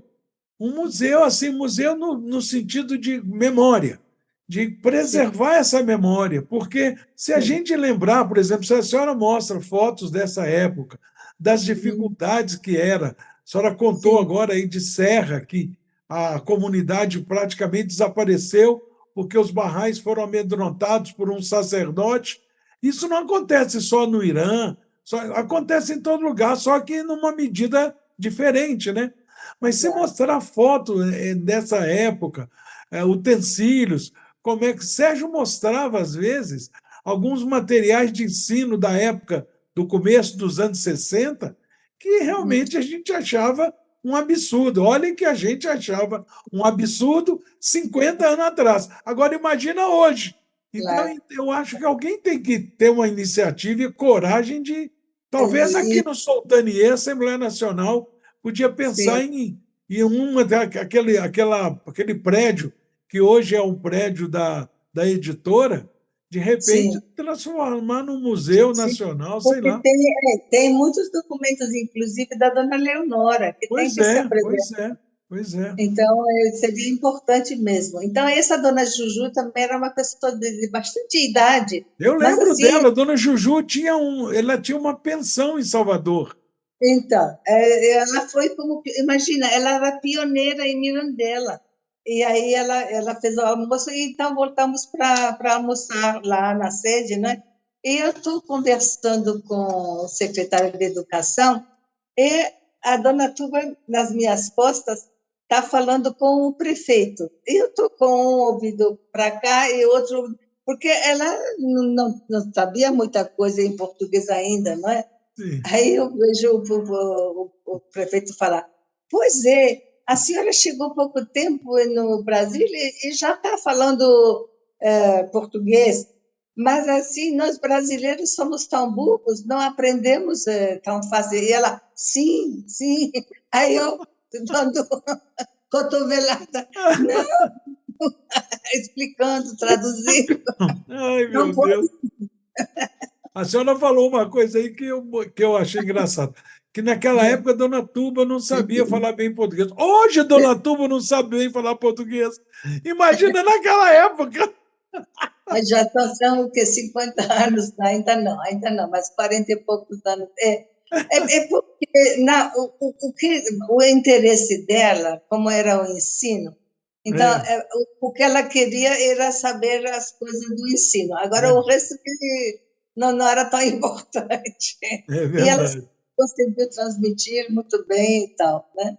Até dando aula de assuntos profundos e tudo, mas o que ela queria era o suficiente para poder transmitir a mensagem, né? É. Então, foi assim, foi uma viagem muito alegre, muito feliz, e nós voltamos. Isso foi em novembro de 69. A senhora E no falou que foram rindo, chegaram com a garganta, porque a Dona Juju era muito engraçada, né? era assim, a dona Juju também, rimos muito com ela também, Dona ela Juju já contando, faleceu, Dona Guide? acho que sim, agora sim. É. Porque o que eu estou contando para você é mais de 50 anos passados. Não, na época dos anos 70, quer dizer, 40 e tantos anos atrás, Dona Juju já estava com o pezinho na cova, né? Pois. É que nem daquela velhinha que perguntaram: a senhora tem medo de que ela tinha 105 anos? Ela falou: eu tenho medo de envelhecer. Então, Ai, acho que meu Deus do céu, isso.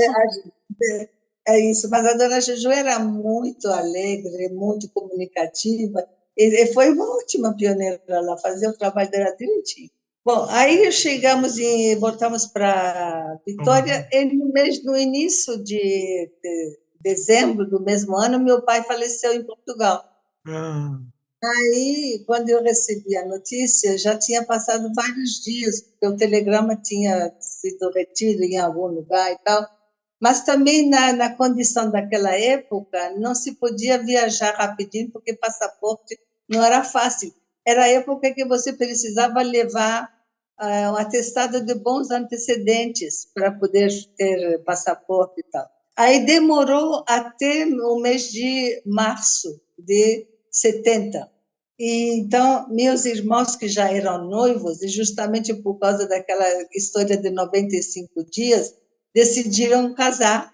E os dois casaram no mesmo dia. Aí, então, eu consegui ir lá para Paris, onde eles moravam, para o casamento deles, e de lá aproveitei, fui fazer a minha primeira peregrinação à Terra Santa, que foi sozinha, infelizmente, porque as crianças eram pequenas, e na época nós não tínhamos condições materiais para viajar toda a família junto. Então, Razi ficou com os meninos, e eu fui para o casamento dos irmãos, e essa peregrinação na Terra Santa, que realmente, sempre a primeira, assim, a gente fica mais tocado, porque é a primeira vez que a gente tem contato com toda aquela beleza, aquela energia, é, aquela o maior presente que a gente pode ganhar na vida realmente é poder é estar na Terra Santa junto com verdade. os amigos mais.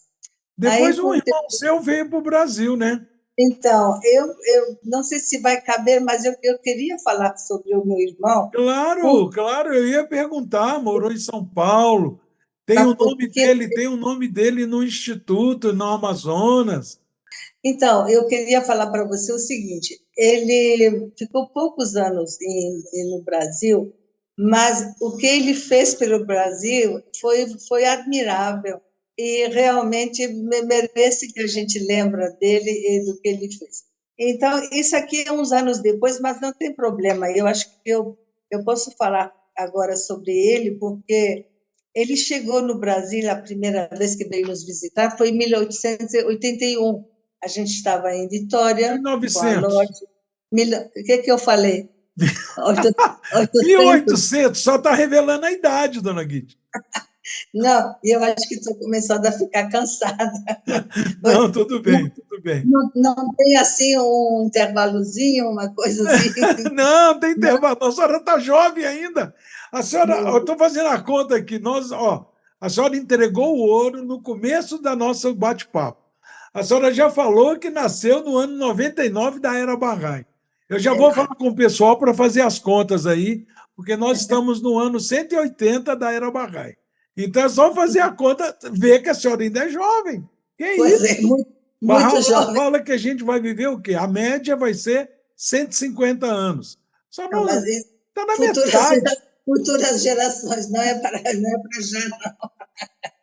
Então, em 1981, meu irmão veio nos visitar. E lá em Vitória, na época, havia muitas crianças que viviam na rua, até no centro da cidade, onde era a nossa loja. E aí ele ficou realmente muito tocado, muito assim perturbado por ver tanto Sensibilizado. dessa situação.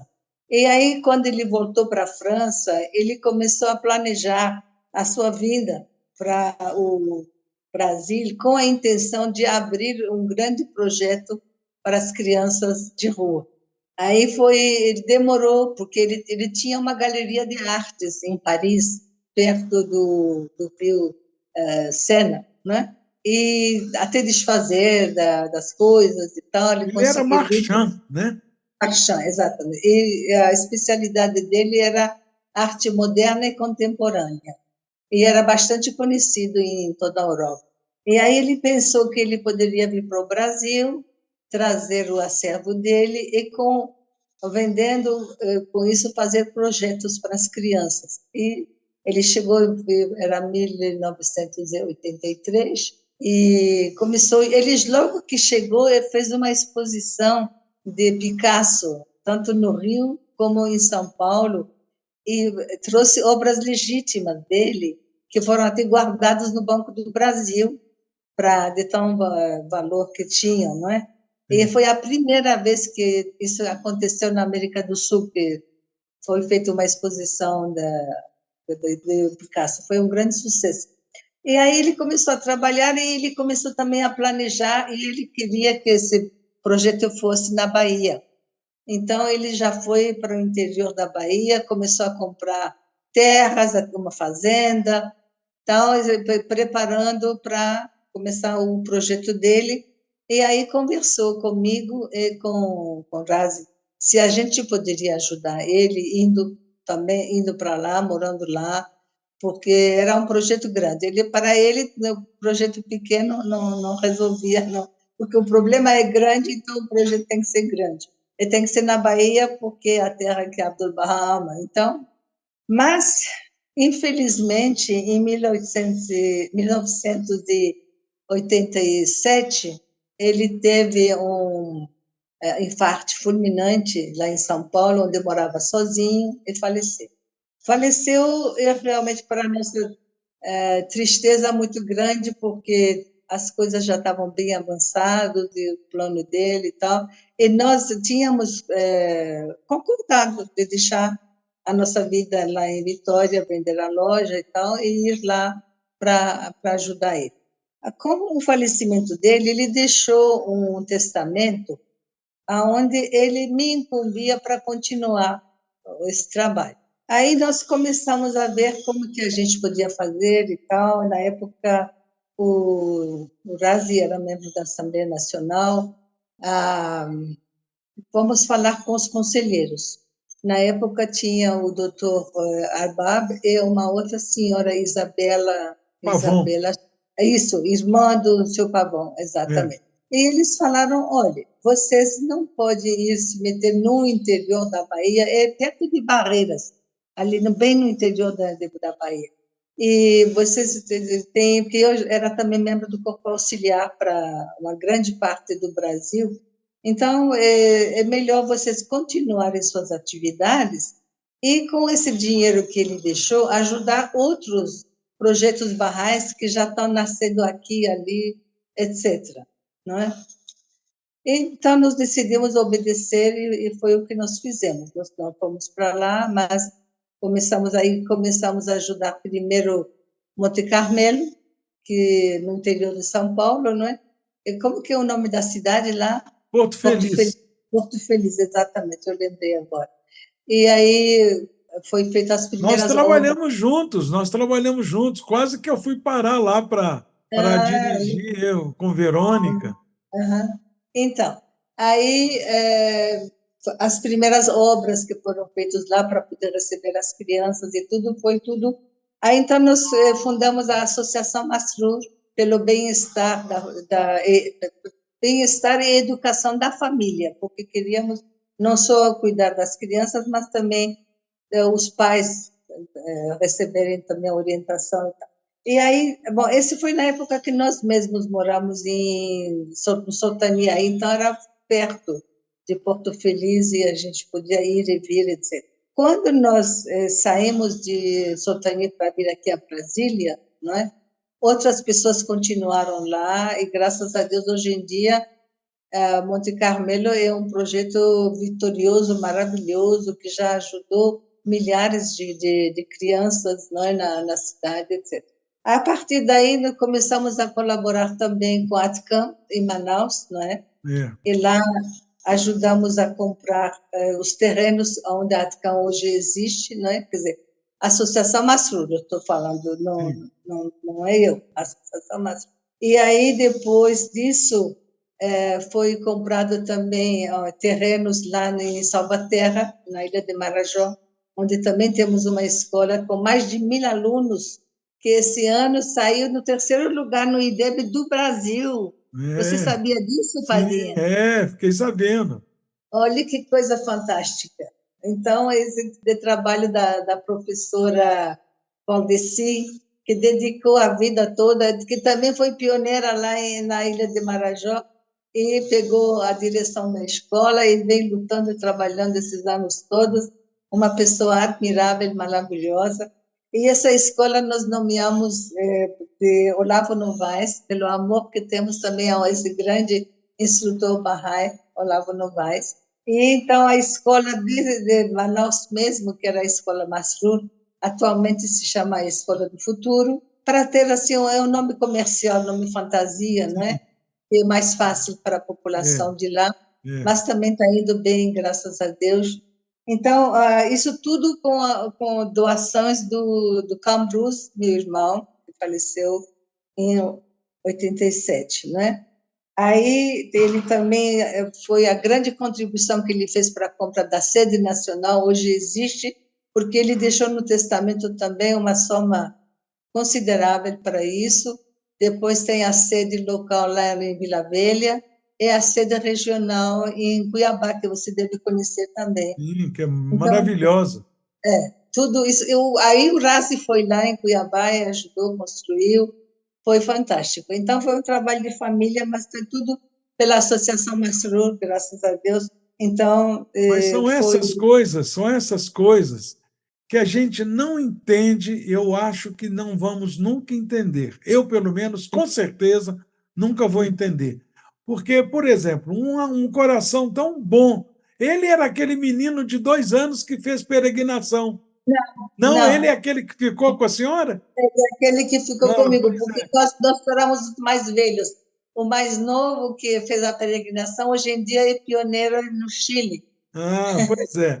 Então, quer dizer, o que acontece? Que na nossa visão humana, uma pessoa com o coração do tamanho do dele vem para o Brasil de pioneiro, tem essa ideia maravilhosa, esse impulso tão generoso de olhar para aqueles que não têm onde morar, não têm onde comer direito, não têm educação. Por que Deus leva? Aí Deus leva exatamente para que aquele plano que talvez, ao ver de Deus, era menor do que o que ele fez. Então Deus fala: eu vou levar e ele vai fazer coisa muito maior do que ele ia fazer. Quer dizer, eu estou conjecturando, mas no sentido de que a gente não sabe realmente os desígnios de Deus, e eu posso imaginar o sofrimento da senhora pela surpresa da notícia do falecimento dele. Não, e da notícia do falecimento, com tantos planos em andamento. Depois, falando de milagres, tem um monte, eu não vou nem contar hoje, fica para outra vez. Para fazer tudo isso que está aqui, sendo mãe com criança Não, pequena, sem dúvida, sem tendo dúvida. loja, sendo membro do corpo auxiliar para quase 20 estados brasileiros. Não, o trabalho seu, de seu RASE, eu não tô nem medindo, não, porque isso aí é coisa de Deus também, porque não é humano, né? Não é humano. Não, não sabe, quando a pessoa se torna um instrumento da vontade divina, realmente coisas acontecem que não tá na nossa compreensão, como você falou, não é? Então, por exemplo, ainda em Vitória, bom, acho que do meu irmão já resumi bastante, deu para falar o essencial. Mas eu queria, Mas, eu queria só mencionar uma coisa que sempre está na minha cabeça. Eu outro sim, dia mencionei isso, porque o tempo todo eu penso nisso. Numa palavra oculta que Barrão lá fala, qual é o primeiro conselho dele, né? Possui um coração puro, bondoso e radiante. Então, se a gente tem esse coração puro, se o coração da gente é bondoso, se é alegre, se é radiante, a nossa soberania é eterna. Ela não morre, né? Então, essa é uma palavra oculta que me veio sempre na cabeça quando eu ouço histórias como essa sua e do seu irmão. não, Sua história é maravilhosa. não, mas meu irmão realmente, ele, ainda bem que teve também, quer dizer, mas quer dizer, teve não, na verdade, ele também vamos falar de mais uma lei, um ensinamento de Bahá'u'lláh, que talvez muitas pessoas não sabem, e por isso não estão fazendo, que é sempre ter um testamento escrito. Porque a gente não sabe, não é? Aquele outro texto que fala, antes de que A seja morte sem prenúncio. se chame antes de ser instado para prestar contas, antes de saber, né? Então, o fato dele ter deixado um testamento escrito com todas as coisas que ele queria, do jeito que ele queria, foi importantíssimo Sem dúvida, para que tudo isso pudesse ser feito. sem dúvida. Porque senão, e também eu não posso nem lhe contar o tanto de milagres que aconteceram em cada passo da realização dessas metas. Mas, Eu posso graças a Deus, imaginar. Mas, foi feito. mas a segunda palavra oculta, Sim, lembrando que enquanto a senhora contava a história de seu irmão, é quando a gente está passando por dificuldades, como aconteceu, que Barral lá fala que as provas, né? Quer dizer, exteriormente é fogo e vingança, mas interiormente é luz e misericórdia. Então, essas duas coisas sempre estão juntas. Então, aparentemente, a senhora deve ter pensado: meu Deus, por que Deus faz uma coisa dessa? Claro que a senhora não pensou, mas é direito que a gente pensasse, porque não entende, né, o que está acontecendo. Mas interiormente é luz e misericórdia. Realmente, o que ele fez nesse mundo, a senhora deveria realmente se orgulhar de ter sido irmã dele e a gente se orgulhar de ter conhecido ele.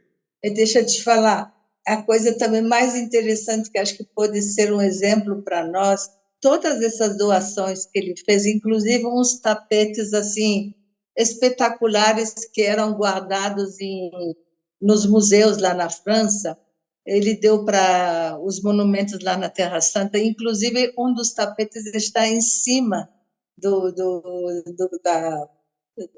lá onde o Bahá'u'lláh está, a sala onde está, lembra que a gente visita, que tem aquela cortina, ali é um tapete que é tecido a ouro, que ele tinha dado, que está lá também.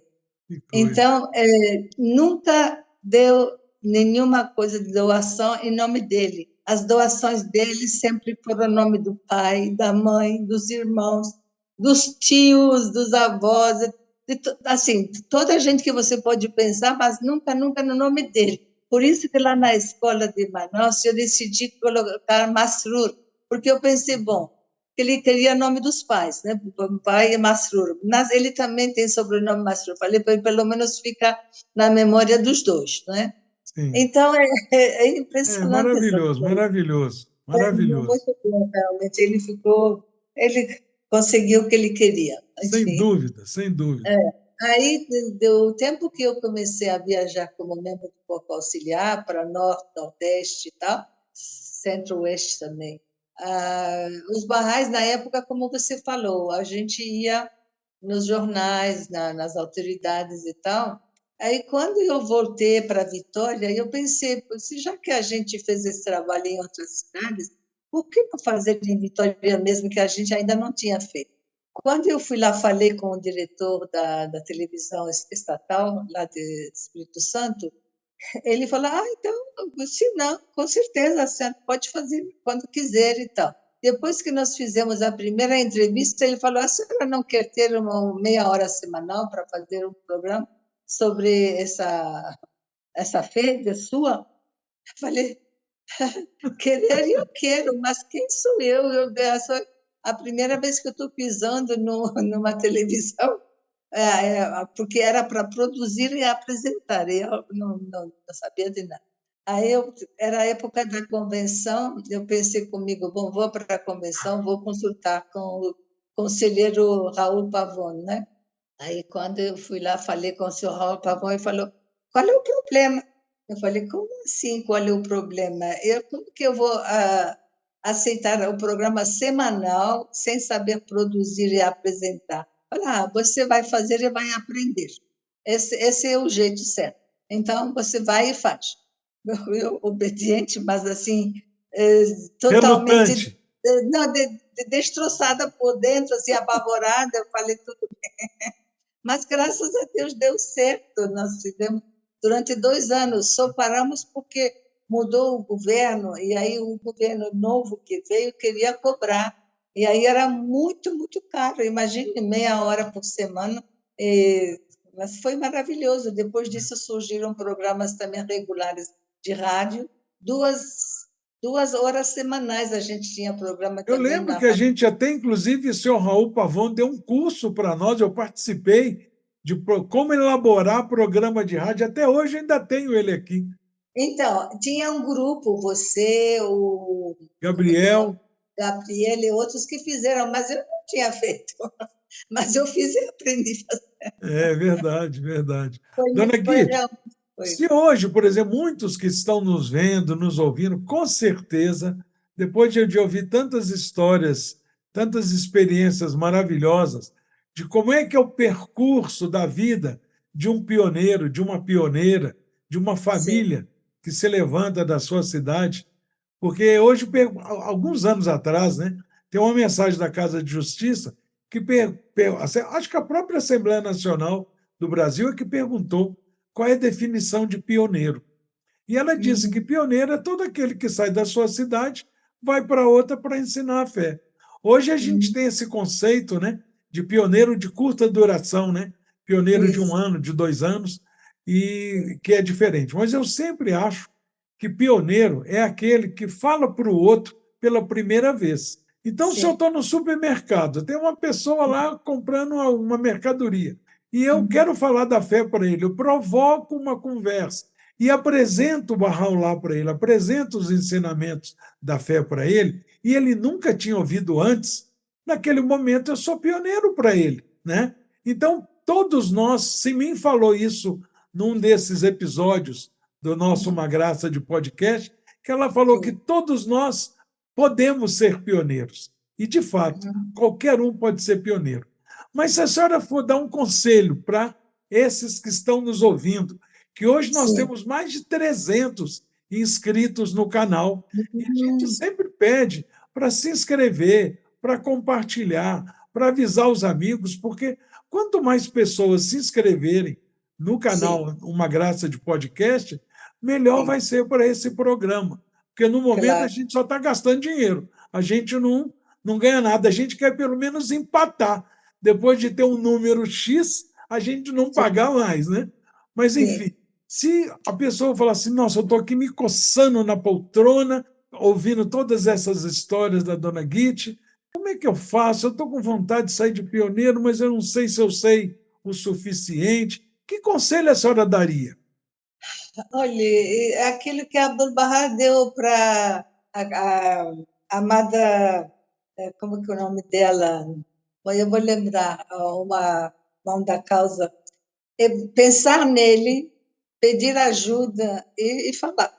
Porque a inspiração vem. Olha, eu tive também várias vezes assim essa experiência, porque, por exemplo, a primeira entrevista que eu fiz na rádio em Maranhão, na televisão, eles chamaram um padre, um pastor, um rabino e eu para fazer a entrevista. E só tinham uma máquina para filmar. Uma câmera. Uma câmera. Então, a gente estava sentado assim, quase que uma atrás da outra, porque para ele poder pegar todo mundo, né? Aí ele começou a falar sobre, perguntar, não é? O primeiro, a segunda, assim, qual é, assim, mais ou menos assim. Ele queria jogar a gente um contra o outro, né? Que qual seria a religião verdadeira? Por que havia tantas denominações, não é? Aí cada um começou a dar sua opinião. E eu fiquei pensando, ô Raula, me ajude, quer dizer, que negócio, que tipo de entrevista é essa que o cara quer criar uma briga aqui entre os participantes? Aí todo mundo falou e tal, e chegou a minha vez. Eu realmente tinha orado para a Paola me ajudar. E aí eu falei, bom, Deus vai me inspirar. Aí eu falei, gente, agora existe só uma única religião verdadeira. Aí eles todos esperando para eu dizer que a fé Bahá'í. É que existe uma única religião, e ela é a única verdadeira, e nós todos fazemos parte dela. Somos capítulos do mesmo livro, aí fui dando exemplo, tá, não vou tomar seu tempo, você já sabe. Aí, pronto, todo mundo de repente ficou calmo, sorridente, e realmente a mágica aconteceu, porque mudou o ambiente da conversa. Então, realmente, a gente não tem que ter a vontade. Claro que nós temos que sempre orar, temos que estudar, temos que saber das coisas para não falar bobagem, mas na hora que temos que falar, tem que confiar em Bahá'u'lláh e na inspiração divina, porque Exatamente. aí vem a coisa certa. Quantas vezes... Olha, eu fiz uma entrevista numa rádio, foi em Recife. O cara era meio, sabe, queria também É sacanear, a sabe? polêmica.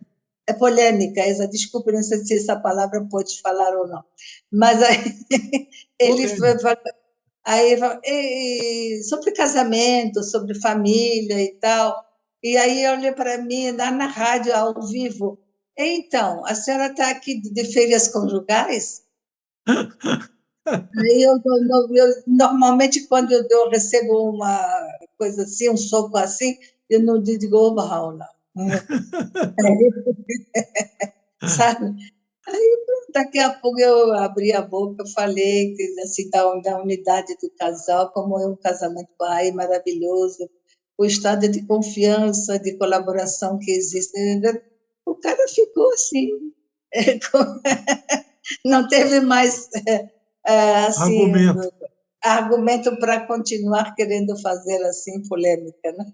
Olha, Então, a senhora falando isso realmente é uma grande verdade. As pessoas que já passaram, tiveram o privilégio de passar por experiências semelhantes, sabem que é verdade. E aqueles que não passaram, pode acreditar que é verdade. Nós estava eu e o Wilson Brígido, um jovem Bahá'í do Ceará, lembro que hoje é dele. pioneiro, né, em Portugal. Nós Uhum, estávamos em Teresina e nós fomos na uhum, Rede Globo, na televisão, pedir uma entrevista para falar sobre reuniões de jovens e tal, que estava acontecendo em Teresina, na sede Bahá'í. Quando nós chegamos na emissora e fomos entrar em contato com o produtor, né, ele foi e falou assim: olha, vocês não sabem o que aconteceu. Agora, daqui a 15 minutos, vai começar a parte do jornal Hoje, local. E nós íamos entrevistar uma professora falando sobre problemas da educação e tudo mais, e ela acabou de ligar falando que não vai poder vir. Então, nós vamos repetir entrevista, repetir programação. Como vocês vieram para pedir, para falar sobre reuniões de educação, coisa de jovem e tal, vocês não querem ocupar esse tempo? Ora, 15 minutos no Presente. jornal local, só que era ao vivo, né? É, A perna da gente tremeu, mas a gente pôs barral lá na frente e falou: vamos. E foi uma entrevista maravilhosa, porque nós sim. tivemos a ideia.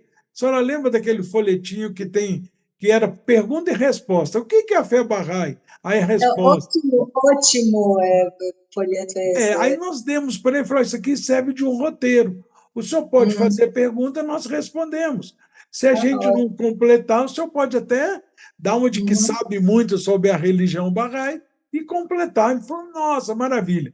Pegou o folhetim e começou a entrevista. Como era um folheto que a gente vivia ensinando, a gente sabia de cor, né? Então a gente também deu uma de que sabia muito, né?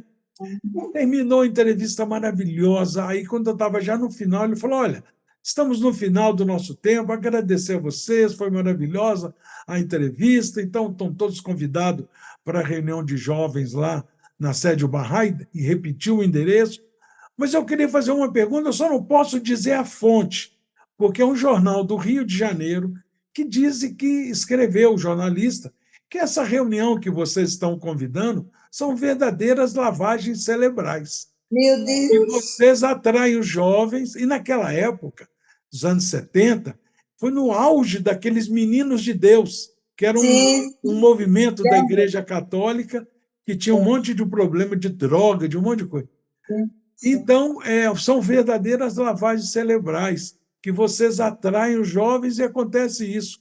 O que vocês têm a dizer? Olha, depois de uma entrevista maravilhosa, o cara fala uma pergunta dessa. Eu lembro que nós começamos a falar sem nenhum acanhamento, minha boca nem tremeu.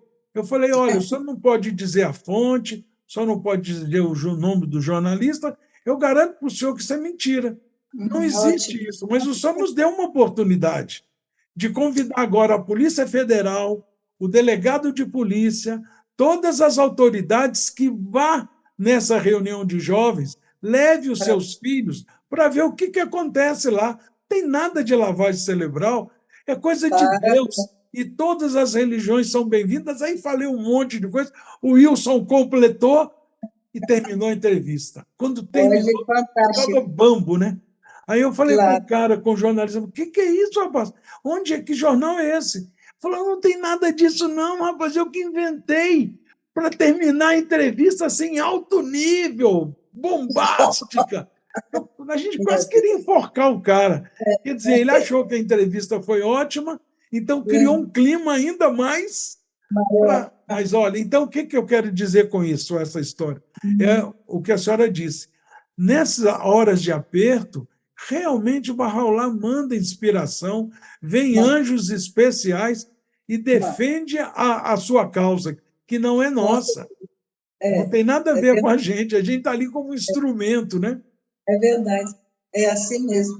Dona Guite, Sim, assim sim, como o começo do nosso bate-papo delicioso, que a sim. senhora tem o triplo de história para contar, mas no começo da nossa Uma Graça de Podcast, desse episódio, nós falamos que o nosso convidado, os convidados não são apresentados. No final do nosso bate-papo, também não despedimos. As palavras finais de despedida é da senhora também. A gente só quer registrar mais uma vez a nossa satisfação enorme e agradecer a sua participação nesse episódio. Muito obrigado. Obrigado, Padinha. Eu parando aqui, estou omitindo os 35 anos, quer dizer, desde o tempo que nós saímos de Vitória, que a Assembleia Nacional nos convidou para ir morar no Sultaniê, não é?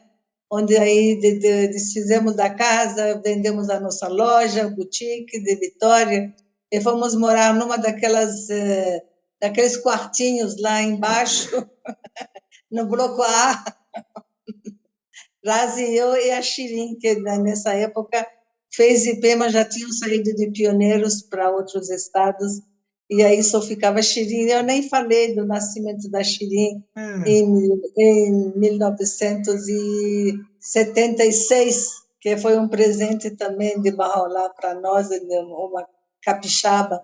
Então, ela ontem fez aniversário.